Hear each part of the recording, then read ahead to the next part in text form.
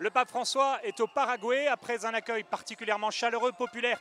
Hier à Asunción, il a célébré ce matin la messe au sanctuaire marial de Caacupé, la ville qui est un peu le cœur spirituel de ce pays. Une petite ville de 20 000 habitants au milieu des collines verdoyantes et de la forêt tropicale, au cœur de laquelle se dresse une imposante basilique blanche qui accueille, qui abrite la Vierge des Miracles, la statue de la Vierge des Miracles. À la fin du XVIe siècle, un indigène chrétien aurait sculpté cette petite statue de bois pour remercier la Vierge de l'avoir tirée d'un mauvais coup. Et puis cette statue aurait été perdue au bénéfice d'une inondation, puis retrouvée intacte. On a alors dressé ici une chapelle pour abriter la Virgen de los Milagros et pour accueillir aussi les nombreux pèlerins. La petite place devant laquelle le pape a célébré la messe ne pouvait contenir que 80 000 fidèles en tout, et beaucoup s'étaient pressés dans les rues adjacentes autour donc du sanctuaire. Après avoir visité un hôpital pour enfants près d'Asunción, le pape a présidé une messe au cours de laquelle il a renouvelé l'acte de consécration à l'Immaculée Conception, une consécration qui avait été déjà réalisée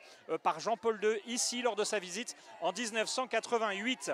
Lors de cette première messe au Paraguay, le pape François a vu aussi nombre de ses compatriotes argentins venus en nombre ici. Il faut dire que l'Argentine n'est qu'à quelques dizaines de kilomètres. Le pape François qui a centré son homélie sur les difficultés rencontrées par la Vierge Marie au cours de son existence, depuis la naissance de Jésus dans une étable jusqu'à la mort de son fils sur la croix, en passant par la fuite en Égypte. Alors le pape a demandé aux Paraguayens de s'inspirer, de prendre exemple sur la force et l'engagement, la fidélité de Marie pour faire face aux difficultés auxquelles ils ont affaire.